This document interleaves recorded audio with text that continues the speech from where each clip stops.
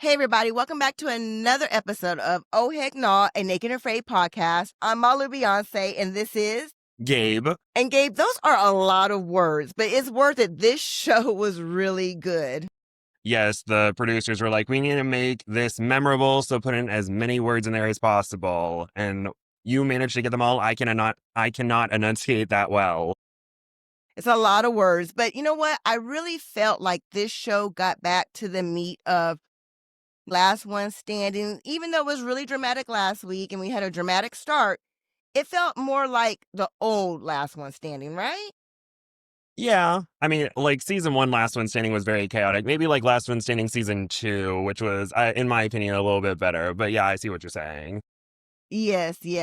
So let's get it started. Now, on our last episode, we didn't talk a lot about Max tapping, but it was so obvious because he said, I can go left, I can go right, but I think I have another choice. So they gave it away that we knew he was leaving. So it was no big shock to me. Yeah, I was surprised they got to it so fast. It's just episode start, drama, I'm going home. And I'm just like, that fast? We're no build up, just he's going home. Okay, bye. And did you see someone made a post about Max's chest hair? Oh, yeah, how during his on the fly interview, he had a hairy chest, but then when he went to go talk to the cams, his chest was shaved and stuff like that.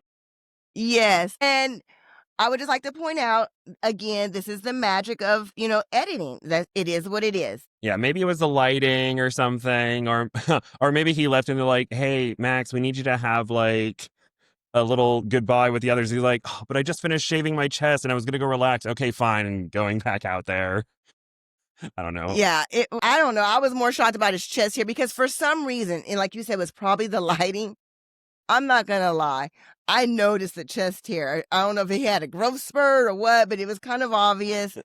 I did notice it, but let's move on. So Max leaves, and what happens? I mean, he says goodbye to everybody. What did you think about his farewells? You know, for a second I thought he was only gonna see Matt and Chini and be like, "Here's the scrubber bull hide, bye." And I was just like, "Oh, is he not gonna say goodbye to Patrick and Darren?" But no, we see him walk up, and I'm like, "Oh, it would have been hilarious if he just said goodbye to Chini and Matt. And he's like, I like you more than the other two. Goodbye." But I think it was really sad, and everyone was very shocked. But I thought it was hilarious when Patrick's like, "Huh."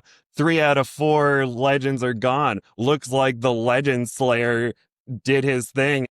Darren's just like, I don't know about that. And I think that was the first time I've ever like laughed during a Last One Standing. I mean, I laughed out loud. Did you see my post? I went straight to a fan group. I didn't put second best line, but that was the second best line I've ever heard on Last One Standing. But let's talk about this a little bit because there was all this controversy about why, the girls left. And it's really surprising to me that people haven't really been talking a lot about Jermaine leaving. But I think that we can kind of lump all these together. Jermaine, the girls, and Max. People were not happy. I don't know why they left, but people were not happy. And that's the only reason why you leave is because you're not happy. Right. I think the reason why people aren't really talking about it with Jermaine was, at least based on what I saw in the True Fans group, people weren't really on his side. So when he left, they're like, of course he left. And then with Max, he was just like, I'm traumatized by the 3 women leaving. I gotta go. But then when Laura, Kayla, and Trish left, they were like, whoa, controversy, speculation. Exactly. This person got into these people's minds. These people got into these people's minds. And it's just a whirlwind of chaos. Now we have everybody who's, I believe, is going to self-tap has self-tap. Nobody else is self-tapping, right? I believe you're correct. I don't think anyone else is going to be self-tapping. Hopefully the last 3 people can be eliminated, because as of right now, we have only had 3 people of the 10 that have left actually be eliminated from the challenge, and 2 of them were in the second episode. You're right. I didn't even think about it. List them off. Do you have them off the top of your head? Well, I have the placements right here and how they left. Okay, so in 13th and 14th place, we have Trent and Kayla C, who were eliminated during the fire line challenge. We have Kai, who was meg tapped, and we have Suzanne, who was eliminated way back in the boiling challenge. Yeah, and then Jamie, who was also med tapped. I think Jamie and Kai were the only ones who were med tapped. Then we have Jermaine in 9th place, who self-tapped. Laura, Kayla, Trish in 8th to 6th place who self-tapped, and finally 5th place Max who also self-tapped. So Yeah, we're never going to see Max again, ever. I mean, we will never see Max. I guarantee it. What do you think? I'm surprised we saw him this time, to be honest with you. I mean, I can see him wanting to compete, but I think his last line was saying how he's completed his Naked and Afraid journey. So I don't think we'll see him back, but it's not like a closed loop. He's just said like my journey is over, but maybe he can come back for one more thing. He could be like Stephen Lee Hall Jr., where it's like if it's like something new and different, and maybe I can mentor, then maybe it could be something different. But yeah, I think we may not see him anymore. I think he may be one of the legends who are retiring. Okay, so we talked about, they said, Patrick points out, like you said, that funny joke about 3 out of the 4 legends leaving. So the legends were Matt, who's still there. Who else? We have Kai, we have Laura, and we had Max. Okay, so now Max is gone. Tell us what happens. Lead us up until Matt takes that shot at the pig. Oh, gosh. Basically it's internal monologue time where everyone's kind of giving their thoughts and feelings, and Jeannie's talking about being the last woman standing and how she wants to prove herself. Darren talks about how he lives and breathes survival. And Patrick talks about, he's the legend slayer. He must slay all the legends, even though Australia has been doing more of the legend slaying than he has. And Matt talks about how he wants to show his skills and stuff like that. And there's also another funny moment where Patrick, he's hunting for pigs and he goes racing after some pigs, and there's this adorable little piglet and he's like, I'm gonna get you, Piglet, and Piglet's just like, no, and it gets away. But it was just a funny moment. Okay, well, that happens after Matt takes his shot. But since you're Whoopsies. talking about it, let's talk about it. Okay, that pig, and then he makes a comment like, that pig could have failed me for the rest of the challenge. The baby The was baby about the piglet size of my this big. head. What was he thinking running after that little baby? I mean, well, Jermaine, it's funny how he's like, oh, Jermaine was running after the piglets when he told me not to run after him. But I think Patrick in his mind is just like, I'm still running after the pigs. Why would I listen to Jermaine? But And yeah. didn't Patrick say that he could outrun a pig? Didn't he say that?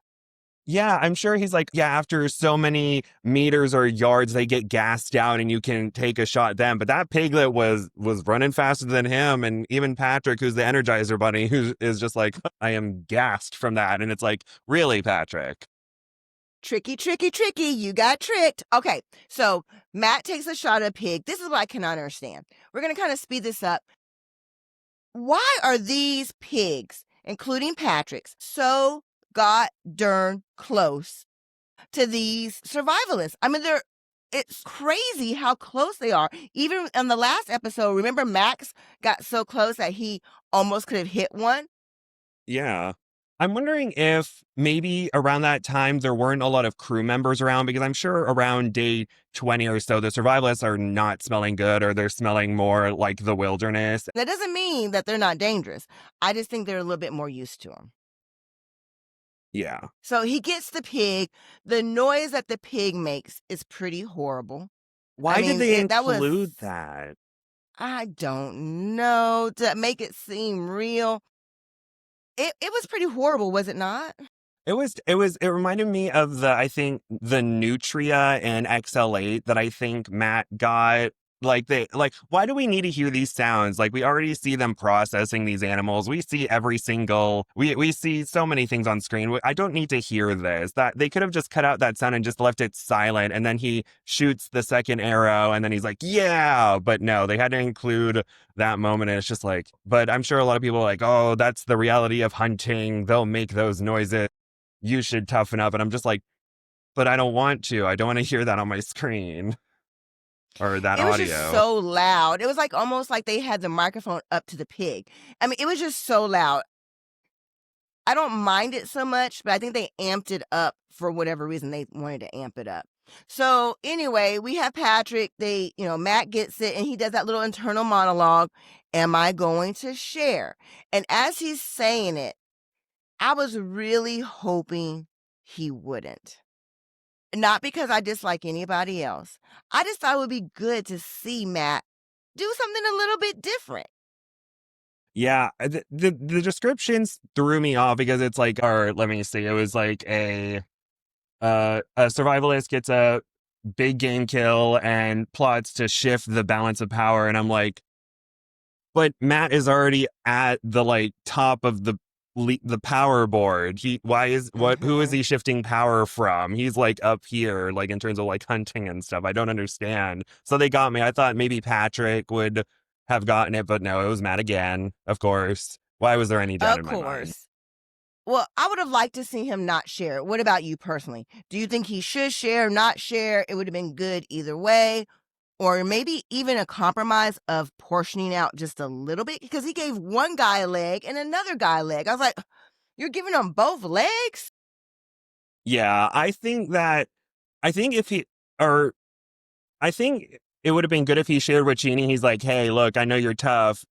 We can have like a kind of an alliance thing going on, and like we can be like a step up from the other two just in case. But I don't think Matt was thinking that way. He was just like, here, let me feed him because I'm such a Yeah, good guy. And it's just like, well, where's the I was a little tension in that? disappointed in that. Yeah, I was a little disappointed in that choice, and I think he fed him way too much. I think he should have just given him a very small portion.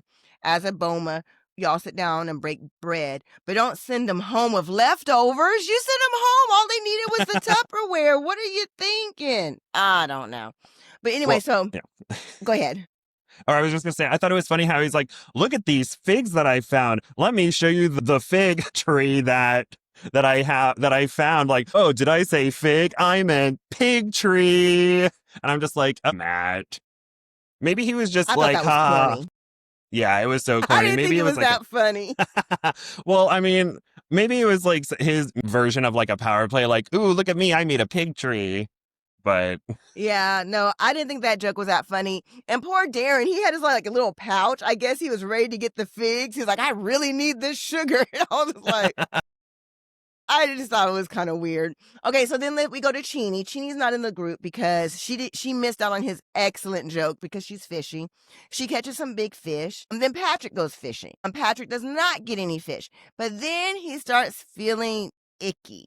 Patrick, you know how I feel about you, I think, but I hated seeing you icky. You were sick. You were on the verge. And then I thought back about you chasing that little pig. I'm like, maybe that's what he gets. No, I don't want to see you sick. What did you think about him getting sick? oh gosh, I don't really remember him getting sick. I just remember him being like, oh no, I hunted and I failed and I used so much energy. And then he's fishing. He's like, oh, I really wanted to get some fish, but I failed. And he's just sitting in his cam. He's just like, maybe.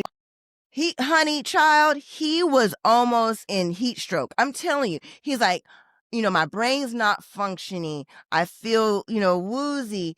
And for you to sit down in the sun when you're already woozy means you don't have the energy. I think he was in a danger zone. I think he got out right in time.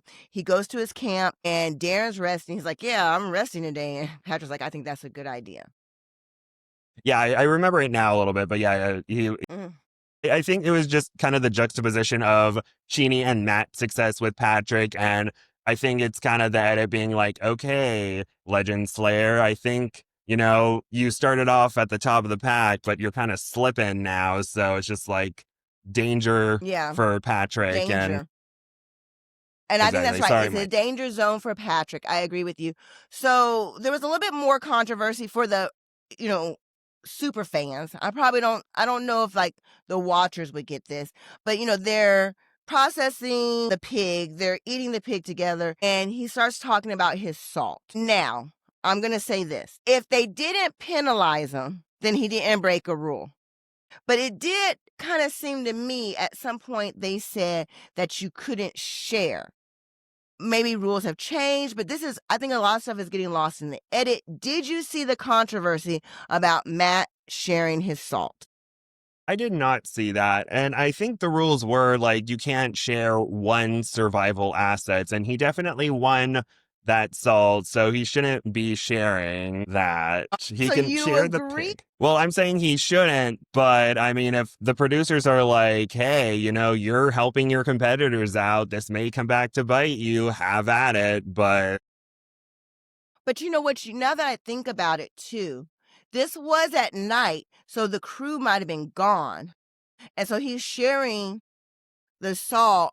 And now the producer's like, well, we can't kick Matt out. We can't disqualify him. I don't know. I yeah, don't know if there was given a warning, but to me, you weren't supposed to share the salt. But c'est la vie, it is what it is. Matt's going to share, share, share. Then it starts raining. And I knew it was going to rain because in the very beginning of the show, do you remember when Matt was like, the weather is so perfect? exactly. And I was watching it, and sometimes I watch with other individuals and they're like, huh, why aren't they making a shelter out there? And I'm just like, huh. Well, and I didn't think about it. Then an hour later in the show, it's just like thunder clouds rolling in, and they're just like, whoopsies. And Cheeny's worried because of her Raynaud's. And so she's like, I can't get cold. And so I was just like, yep, this is Mother Nature just being like, oh, you thought you were comfortable. Take that. Thunderstorm. And I was so surprised. And then they covered up their meat. They're making the jerky. I was really worried about their jerky. But you know what? They move on to the two-part challenge. Two-part challenge, Gabe. Break down the rules. Okay, so the survivalists are tasked with making a rocket stove. Now, a rocket stove, basically, you find a hill or something and you dig kind of a tunnel that goes at a 90-degree angle. You set a fire at the bottom. The heat kind of shoots up out of the top, and they have to boil a pot of water on top of it. And once they do that, they race to the finish line, and then they get the choice of a paracord, paracord, a knife, and a number of yappies, while fourth place gets nothing. Nothing. So Nothing. let's talk about the challenge. Seep well, pretty easy. Anybody can do it. Oh, yeah, see, You well, dig a yeah. hole. And that water came up really fast. I don't know. I don't think this was editing magic. I think the water came up really fast. Yeah, I was surprised because it's like I completely forgot they needed to dig a seep well for that because, I think they all just did a few scoopfuls and then were out of there to dig their holes. I think maybe Cheenie had a little bit more time trying to dig the seep well because her Raynaud's. And for those who don't know, Raynaud's is a condition where it affects the circulations in your hands. So you can't really feel your hands and you kind of lose feeling in them. And so she's not as dexterous in the Right. cold. I think she was that far off, but she did say that she didn't know how to build a rocket stove. So they make the rocket stoves. Patrick and Darren both make theirs where they're using the top of the cliff, which I thought was a million times better. However, Cheenie and Matt decided to build it inside of the cliff on the side of the wall. I feel like you had to make the hole a lot bigger. I didn't personally like it, but what did you think? I thought it was two very unique approaches. I think the way it was described, how if you have it coming out the top of the cliff, like Darren and Patrick, you would have to like find a way to get the air to come out of the top, while Cheenie and Matt, because it was kind of a shelf, you could set the pot in there so you didn't have to worry about elevating it a little bit more so that air can get in. And so it's two different strategies, and I would agree that I think Patrick and Darren's, as long as you remembered to elevate the pot a little bit so that air can get in, or so that the chimney can work properly, then I think that would be the more helpful one. And so the main thing I think was at one point they showed Darren and he had a couple of trinkles of water in his hair. So I think it could have rained. I think that had it rained, of course, Matt and Cheenie would have had a big advantage. Hence why Matt went underneath that little cover to make his fire because of potential rain. Darren used the logs, and I think that's why he beat Patrick. Agreed? Yes, I agree. Okay. Okay. And I think that Patrick lost because he didn't have logs on top of his hole. Exactly. He was Like kind of Darren smothering did. the top of. Yeah, his pot was smothering the top of it, so the hot air wasn't able to, go through as quickly. It was just kind of like, and Darren's was like, whoosh, whoosh. Okay. So this is my important question to you. Do you think that Cheenie copied Matt. And I don't think there's anything wrong with it. She said she didn't know how to do it. Do you think she was kind of looking and saw that he was digging, on the side of the wall and that's how she started digging? Or, I mean, I've seen rocket stoves and all the rocket stoves that I've seen, it's always been on the top. Do you think she copied? I think so because she could have, or, this is speculation, allegedly, where maybe she was thinking, okay, I could either have a spot next to Darren or I can have a spot next to Matt Wright.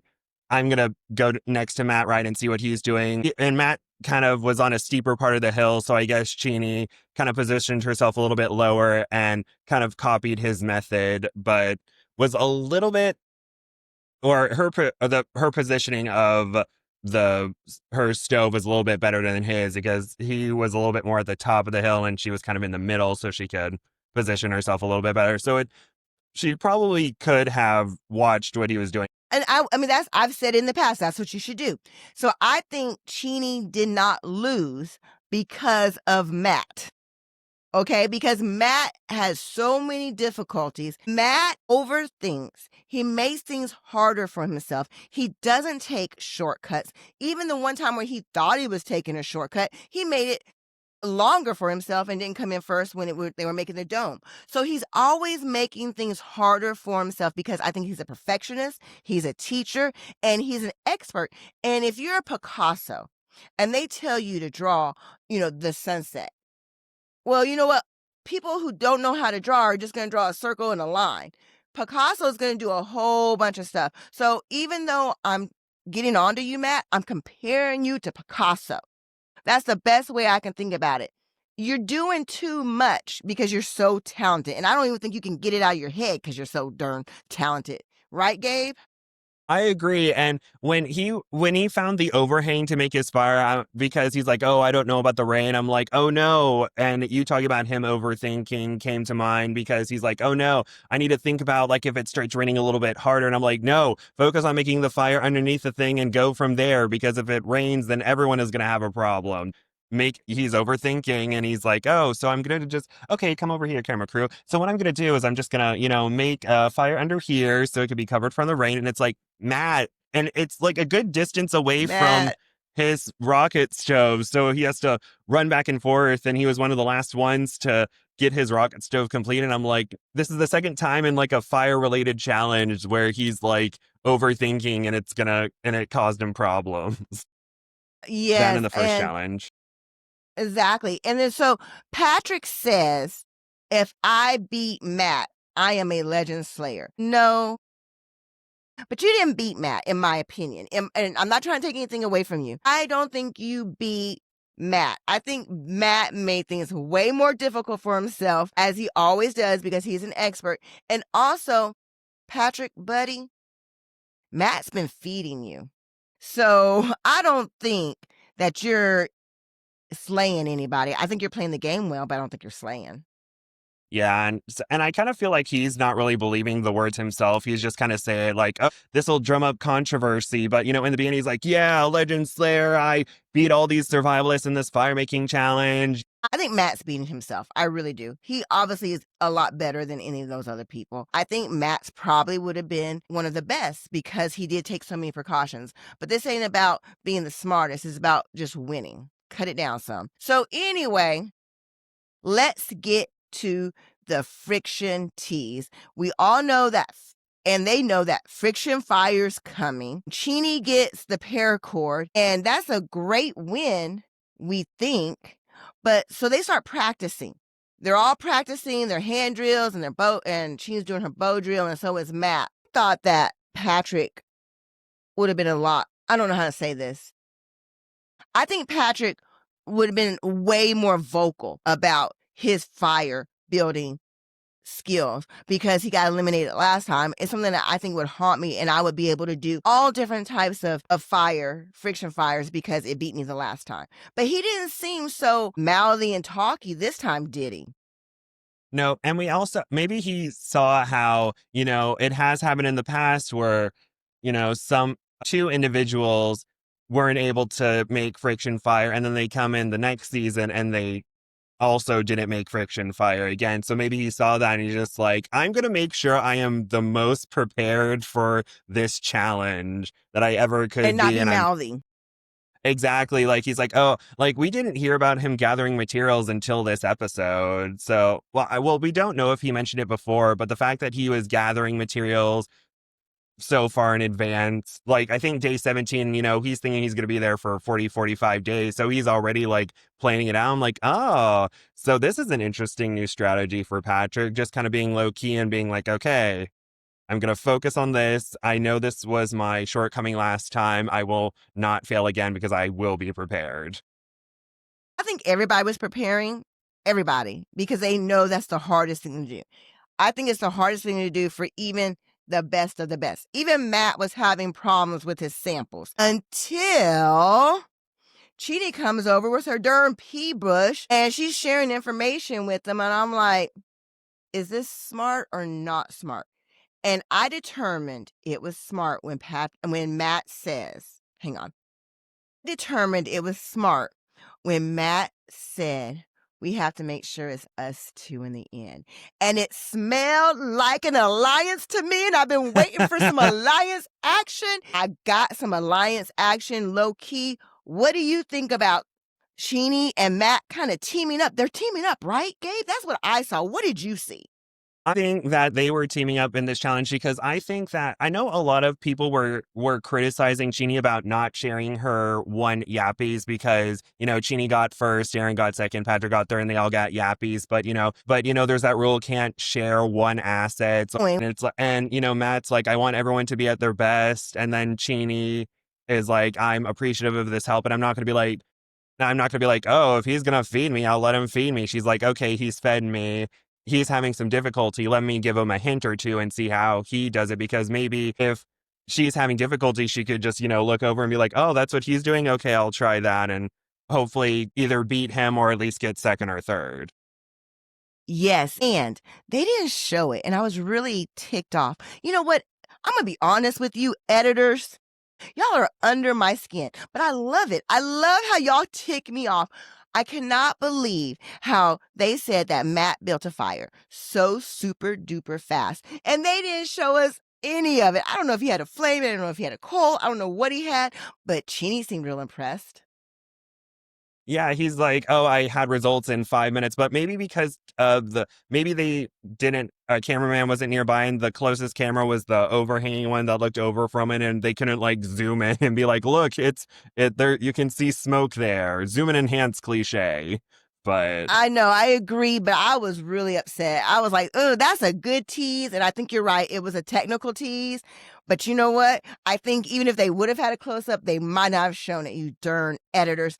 So, do you think what Chini and Matt said, let's get it concise. I want a concise answer from you. The way that they talked, do you think that they have an alliance? yes. Yay! I do too. I do too. It's getting good. And I'm really surprised because I also thought Darren and Matt might have an alliance. And who knows? Darren, Matt, and Chini might be like, hey, we're going to stick together. Patrick's the fourth man out. Maybe that's what they're thinking. I don't know. I think it would serve Patrick right, even though I think he's secretly really, really in love with Darren and Matt. I think that he really adores them in his own special way, but he's still playing that character. But I think your character needs to suffer. All right. So they pack up, they get ready, for they all think they got their little strategy going on. They're like, yeah, I got this. I got this. They're so proud of themselves. And Patrick's face, when they say that you must surrender, the word surrender, and his face looked like someone had just stolen his puppy, then shot it. It was horrible. And he had so much stuff with him too. It's like, pack up your camp and go to this location. And he has like 20 different ways to start a fire. Who's gonna buckle under the pressure? And it looks like, based off of all the reactions, that Patrick was the most like, no. Well, I will say this. He had been collecting for a while. Everybody had been collecting for a while. The producers are right there with you. Everybody's with you. I would not be surprised that the producers like, oh, they think they got us. Oh no, we're going to get them. Let's make sure we add this to the rules. I think that's a big possibility because everybody was doing it and things like that, and they don't want it to be like that. So they want it to be as hard as possible. They're succeeding because everybody looked like they were going to cry.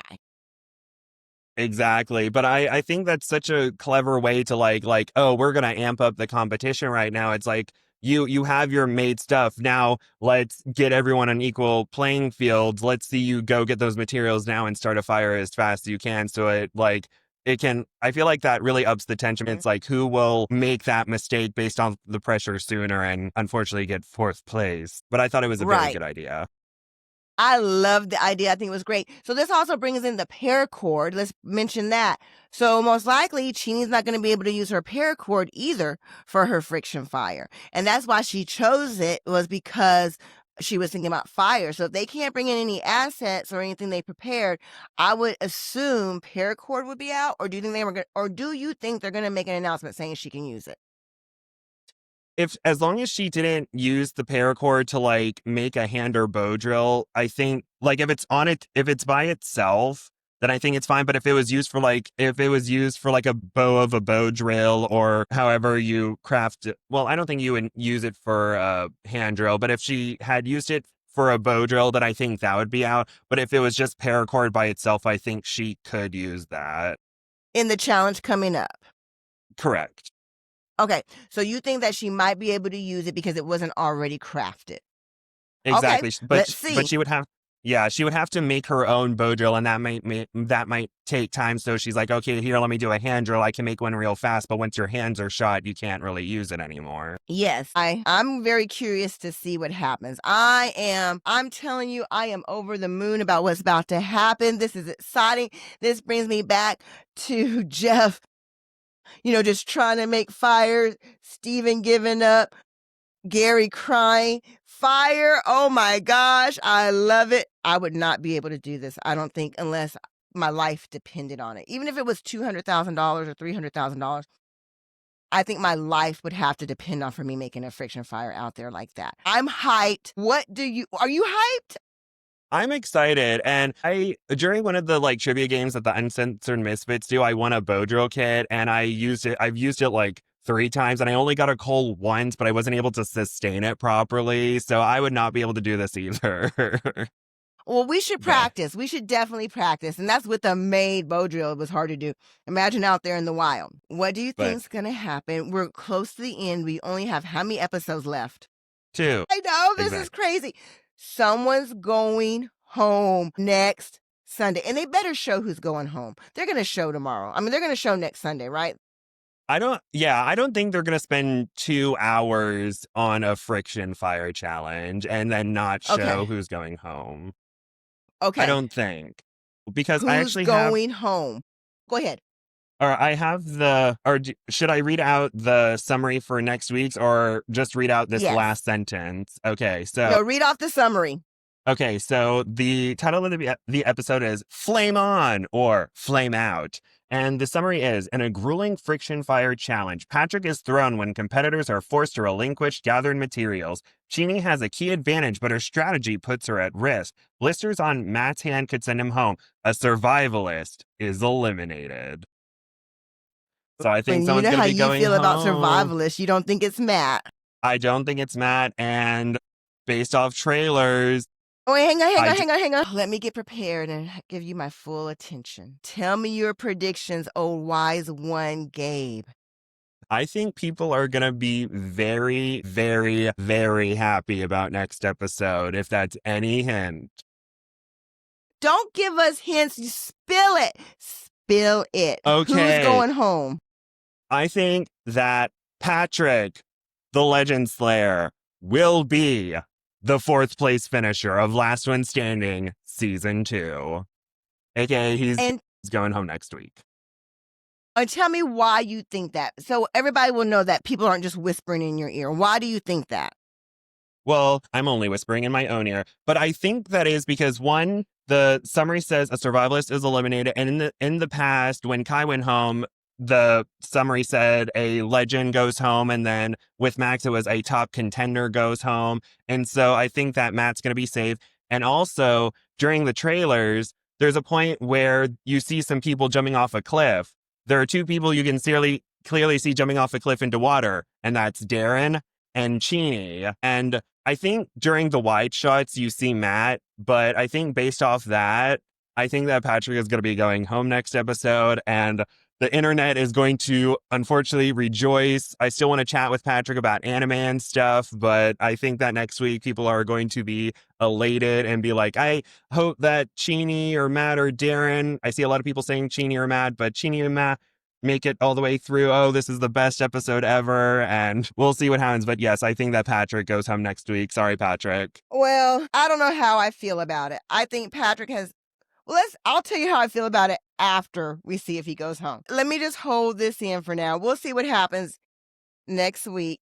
Is there anything else you want to discuss about this past episode? Let's see. I kind of feel bad for Darren because of his edit, because, you know, he talks about like, he was saying he was doing something for 35 years and he has so much experience, but unfortunately, his storyline, he's kind of in the shadow of Matt a little bit, because he and Matt kind of like live and breathe survivalists, but because of Matt's successes during this last one standing, and the fact that Matt's, you know, he's had so many ups and downs, and Darren has kind of been like a little bit down, a little bit up. So I kind of feel bad for Darren's edit, and he's kind of getting lost in the edit. And I don't see a lot of people talking about him as much as the other three. So I kind of feel bad for Darren about that, but he is very talented, and I hope he can come back for another challenge at some point, because he's completed 2 challenges, was on last season, but was med-tapped and is making it to top 4 of this season. But I want to see like more of what he can do and stuff like that. Okay, so if I was Darren, okay, Darren's amazing. The 35 years, I think he was talking about making friction fires for 35 years, because he said his father had to take out the smoke detector batteries. Oh yeah, he would be in the basement. Yes. So he said he was 9 there and plus 35. So he's about, 45 years old now. But you're 100% right. Darren is a unique nut. I love him. He is so unique. And sometimes when he talks and they're not showing it, I think it's Matt, but it's actually Darren. I have to go back and watch. I'm like, oh, that was Darren. That wasn't Matt. Darren, you are reaching a lot of people's hearts, even though you're not getting a lot of screen time on this last one. You are catching people's hearts and souls, and I truly believe that. I would not like to see him on Last One Standing, the next one. I would like to see him on a couple more other challenges and then Last One Standing, not because I don't want him to win. I just don't want him to leave, because I feel like once you win Last One Standing, you're kind of donezo. So I don't want that. Yeah, I want him to be like officially on the list of legends, because I know in his first challenge, I think he may hold the record, or at least be in like the top 5 survivors who lost the least amount of weight during their challenges, because he got so many rats, he lost only 6 pounds on his 21-day challenge. And then on his XL, he and Steven kind of got into a little bit of an argument, and people kind of took Steven's side. And so he was on the same season as me. He's a great guy. It's very, very good. And you have to watch this. And we thank you for watching this one. And we love you. It's getting to the end. Who is going to win, Gabe? And then sign out. Who's going to win? I think that Matt's going to win. I think not Patrick is going to win. Dang it, I should have said that. Yes. Cheney's going to win, and I'm going to feel so foolish. Stay tuned for the next one, and we're out. Love you. Bye. Thank you for being here.